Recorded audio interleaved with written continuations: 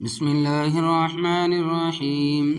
اللہ تبارک و تعالیٰ کی بارگاہ میں ایک عورت کے رونے کا واقعہ۔ ایک عورت کے بچے زندہ نہ رہتے تھے، 6 ماہ بعد ان کو کسی بیماری کے سبب موت آ جاتی۔ اس طرح سے اس بیچاری ماں کے 20 بچے قبرستان پہنچ گئے۔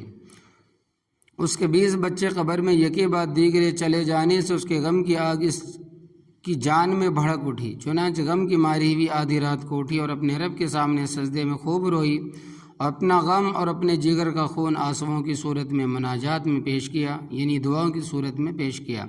اس کے بعد سو گئی۔ خواب میں دیکھا کہ وہ جنت میں سیر کر رہی ہے اور اس نے وہاں ایک عالیشان محل دیکھا جس پر اس کا نام لکھا تھا، اور جنت کے باغات و تجلیات سے یہ عورت خوش اور بے خود ہو گئی۔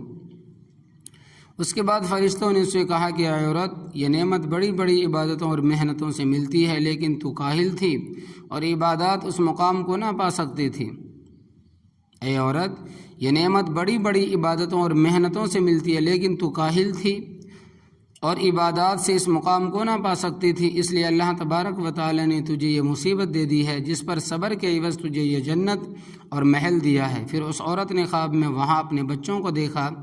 اس عورت نے کہا کہ اللہ، یہ بچے میری نگاہوں سے اوجھل ہو گئے تھے مگر تیری نگاہ سے غائب نہ ہوئے، یہاں تو سب موجود ہے۔ اس کو خواب میں اس قدر خوشی اور تسلی ہوئی کہ جوش میں آ کر کہنے لگی، اے میرے رب، اگر تو مجھے دنیا میں سینکڑوں سال اسی طرح رکھے جس طرح میں اب ہوں تو کچھ بھی غم نہیں، بلکہ اس سے بھی زیادہ تو میرا خون بہا دے تو بھی میں راضی ہوں کہ یہ انعامات جو آپ نے عطا فرمائے ہیں تو میرے صبر سے کہیں زیادہ ہے۔